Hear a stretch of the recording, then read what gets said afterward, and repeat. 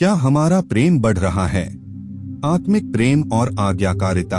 1 थिस्सलुनीकियों 3:12 का संदेश।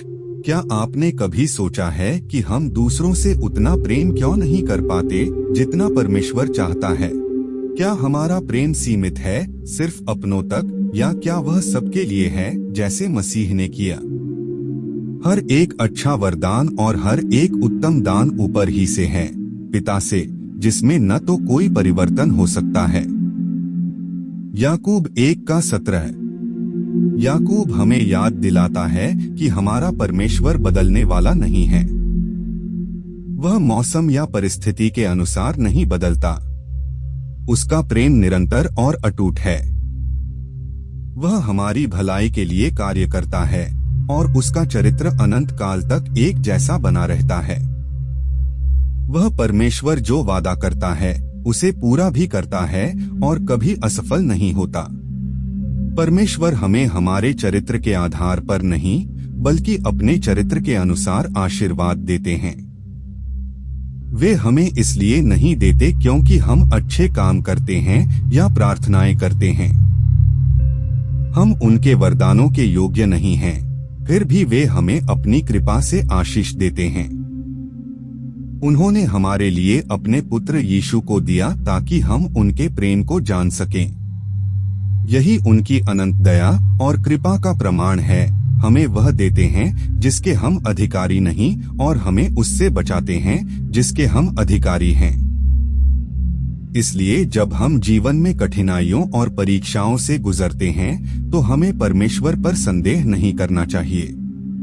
वह अपनी भलाई में कभी नहीं बदलते।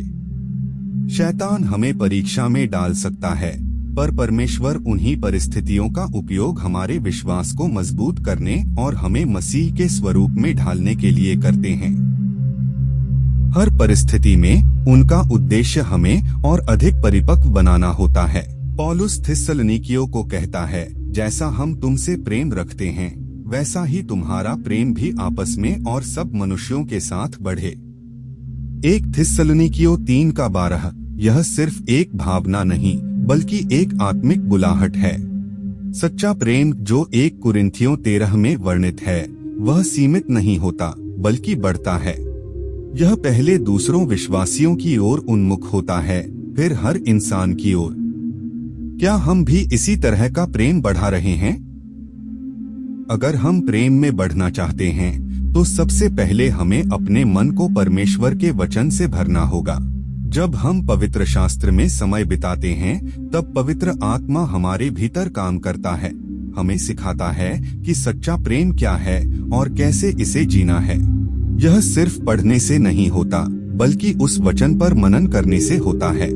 पौलुस ने थिस्सलुनीकियों से सिर्फ प्रेम करने को नहीं कहा, उसने उनके लिए प्रार्थना भी की, क्योंकि सिर्फ हम चाहें यह काफी नहीं, प्रभु को हमारे हृदयों में कार्य करना होता है। जब हम अपने जीवन में प्रेम की कमी या असफलता के उदाहरण देखते हैं, हमें उन्हें परमेश्वर के सामने लाना चाहिए, उनसे मदद मांगनी चाहिए और फिर उन क्षेत्रों में संवेदनशील होकर बढ़ना चाहिए। प्रेम केवल भावना नहीं, वह आज्ञाकारिता की मांग करता है। हमें अपने पड़ोसियों की जरूरतों को प्राथमिकता देनी चाहिए, क्षमा करना सीखना चाहिए और दूसरों को मसीह में गले लगाना चाहिए। लेकिन यह सब केवल तब संभव है जब हम पवित्र आत्मा पर निर्भर हों, वही आत्मा जो हमें इच्छा और सामर्थ्य देता है। फिलिप्पियों 2:13। उत्पत्ति 3:6 में हव्वा ने देखा कि मना किया गया फल अच्छा, मनभाऊ और बुद्धि देने वाला है, जबकि परमेश्वर ने अनेक उत्तम वृक्ष पहले से दिए थे। जब हमारी आत्मिक दृष्टि कमजोर हो जाती है, तब जो बुरा है वह भी अच्छा लगने लगता है। इस्राएलियों ने मन्ना को तुच्छ जाना, जबकि वह मधु से भी अधिक मीठा था। परंतु संतोष सहित भक्ति एक महान आत्मिक दृष्टिकोण है। जैसे पौलुस ने कहा, मैंने सब में संतोष करना सीख लिया है। 1 तीमुथियुस 6:6।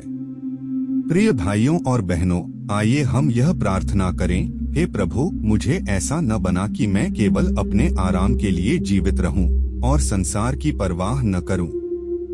मुझे अपने पवित्र आत्मा से भर दें, ताकि मैं आत्मत्यागी, निस्वार्थ और बलिदान करने वाला प्रेम कर सकूं, जैसा आपने मुझसे किया। अगर हम परमेश्वर की आज्ञाओं पर ध्यान देंगे, जैसा व्यवस्था विवरण 28 में लिखा है, तो वह हमें सिर बनाएगा, पूंछ नहीं, और आकाश का भंडार हमारे लिए खोलेगा। अगर इस संदेश ने आपके हृदय को छुआ हो, तो इसे अपने मित्रों और परिवारजनों के साथ जरूर साझा करें। और अगर आप चाहते हैं कि ऐसे ही प्रेरणादायक और आत्मिक वीडियो आपके पास लगातार आते रहें, तो हमारे चैनल को लाइक करें, सब्सक्राइब करें और बेल आइकन को दबाएं, ताकि आप कोई भी आशीषपूर्ण संदेश मिस न करें। ईश्वर आपको बहुतायत से आशीषित करे।